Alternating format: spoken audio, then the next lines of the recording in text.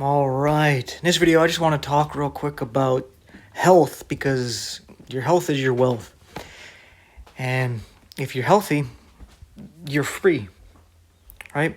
If you're not healthy, well, then you're dependent, right? And you don't want to be dependent on this system that really doesn't care about you and is not necessarily going to help you in a way that's going to cure you, but to leech as much money out of you as it can, right? So you got to take care of yourself. So you need to learn about the things that are good for you and what isn't, right? You learn about how in Europe they have the same kind of products we have, but they have different ingredients in them, right? So why do they have different ingredients in America? And you realize that they're banned in Europe because of health issues. And we don't ban them, even though there's known health issues because of these ingredients. And they can make the same product with different ingredients like they do in Europe, but they're not doing that. Why? Right? You can't really trust them. But anyway, this is just some things I'm encouraging you to look into these things, to stuff that you might be eating that may be a problem for you, right? So take care of your health, right? Because if the situation comes to it where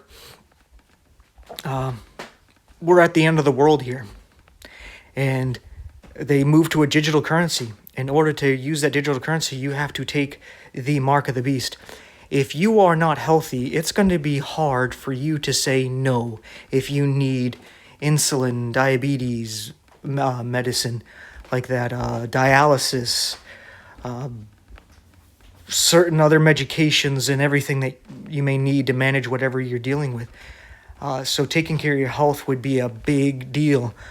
Now, those of you who are born again Christians, you don't got to worry about that, but you got family and friends who you got a pretty good idea don't believe, and that they're going to go through what's to come. So you got to help them out the best way you can. So you got to take care of your health. And I'm going to give you some practical stuff here. I recently made a video where I was talking about some things that I've been doing, and all of a sudden I had this boost of energy. And somebody made a comment saying, yeah, I've been doing something too. Something that really changed is I make a tea with turmeric. And I've already heard stuff about turmeric. My wife wanted to do more stuff with turmeric. But he was saying he makes a tea with turmeric with black powder, not black powder, black pepper, because the black pepper makes the turmeric more bioavailable, which means you absorb more of it. You don't just pass it through and waste it. Your body takes more out of it. I was like, that sounds pretty good, you know. I'll look into that, and I'll probably try it. I'll make a tea out of it and see how it tastes and see how I feel, you know, and tell everybody about it. That's something I'm going to do. But it might have been a she. I didn't really look on the name, but I was saying that the ivermectin, they were taking it so much that it did give them some, they didn't get into detail, it just said some issue with their kidneys. And I was like, okay. And that's where I wanted to make a disclaimer. Now, we would all take a medicine that helps us, even if you take too much of it, there's going to be some side effects, right? That's not uncommon. But for some reason, there are people who are very reluctant when it comes to ivermectin because there could be some side effects. But that's the thing, is that you're not supposed to take it every day, all day, forever. Like after I started having normal bowel movements again, I didn't have those weird ones that look like worms. I took it for one more day, and then I stopped taking it, right? And I've had no issues, right? No headaches, no nausea, no pains or discomforts, nothing, right? And that's my testimony. You can check out, there's a lot of people who say they got no problem with it. But I imagine if you take it every day, there might be an issue, right? If you still take it when you don't need it, it may cause a problem. But that's the same thing if you're taking ibuprofen and Advil, Tylenol stuff, you taking that stuff every day, that's going to cause you problems too. But you don't do that. You only take it to help you with what you need. And then when it's done doing what it's doing, it's fine. Like an antibiotic. I bet none of you have no problems with taking antibiotics. But if you take an antibiotic every day, you actually weaken your immune system because your immune system doesn't start to produce what it needs to produce because it relies on the antibiotics. So the antibiotics are basically your immune system now. And if something happens, such as you stop taking those antibiotics all of a sudden, or something new comes in, your body is not ready for it. Something that new comes in that's resistant to that antibiotic, your immune system's not there because it's been relying on the antibiotic. Or if you just stop taking the antibiotic, your immune system's going to take a while to kick back in, not relying on it anymore. So you make yourself susceptible to get sick or ill, some kind of infection of some kind.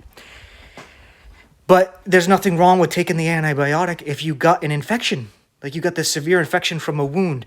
So you're taking this antibiotic. Okay, but then when you heal, you stop taking it. Because then there is side effects, right? And this is with anything. And I'm only making this point because there's people who would fight against something that's helpful, such as ivermectin. It's an animal thing. Yeah, and you could still use it too. If you keep feeding that to the horse every day, it's going to hurt the horse too. But it will kill off the parasites.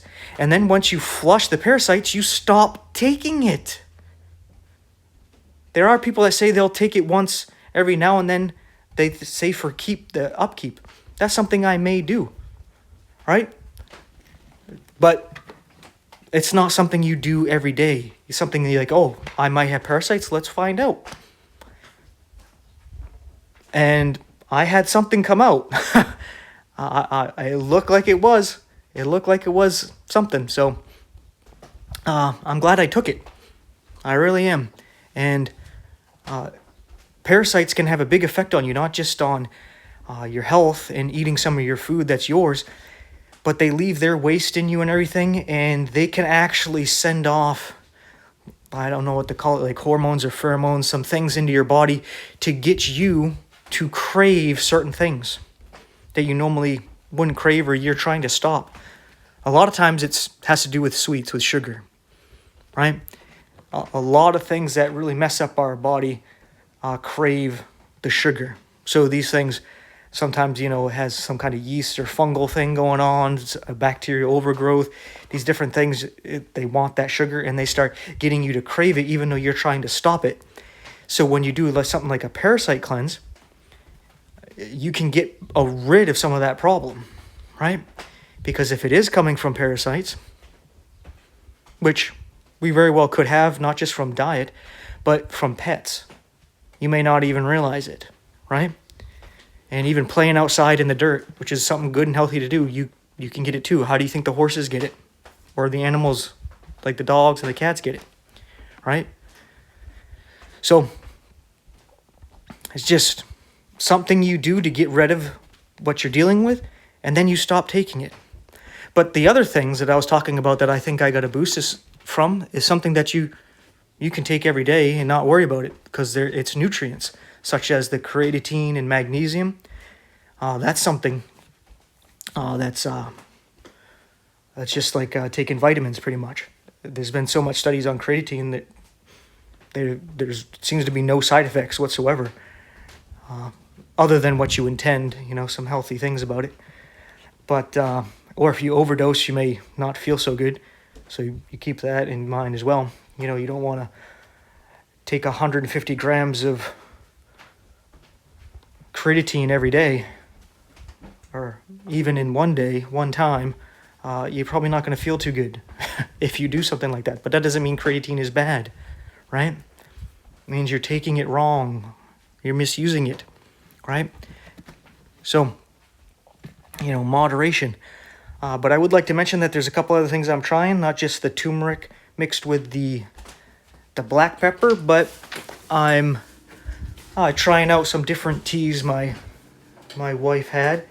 So I'm trying that stuff out, and I'm also going to be trying out I'll tell you if I notice anything is apricot seeds. It's like the only place you can legally get vitamin B17, so that's kind of weird that that's illegal. We were learning that B17 helps fight against that big C. You know, the big C, the word you can't say on some of these places. It seems to fight that, but the only place you can get it legally is from raw uncooked apricot seeds. So I'm going to be trying some of those, just 5 a day, because they're very bitter. They don't taste all too good. And this stuff called moringa, a mixture of different stuff in there. And I'm going to be the guinea pig testing these things out, see if I notice anything different. But I have noticed the increased energy and focus and endurance just from recently taking those things that I mentioned before in my other video. So, with all that being said, I hope I just clarify. I wanted to put that out there about there's certain things that you take, but not consistently. Kind of like when you get a cut, you may clean it with some rubbing alcohol, but you don't just keep pouring it on for like an hour, right? Then you're just going to cause damage and hurt yourself for no reason, right? You do it to clean it, and then you bandage it up, right? We all can understand if you just keep pouring it on, there's going to be side effects that you're not going to like, right? But, you know, sometimes these things have to be said. You don't think you need to say them, but what are you going to do? With all that being said, thanks for watching. Please pray that God keeps us going and protects us, you know, until he comes and gets us. And if you want to support the channel, please like, subscribe, hit the bell icon, share the video, share the channel, interact in the comment section. And if you can be a joyous giver, there's 4 ways you can support financially in the info box below. And with all that being said, thanks for watching, take care, and I'll see you in the next one.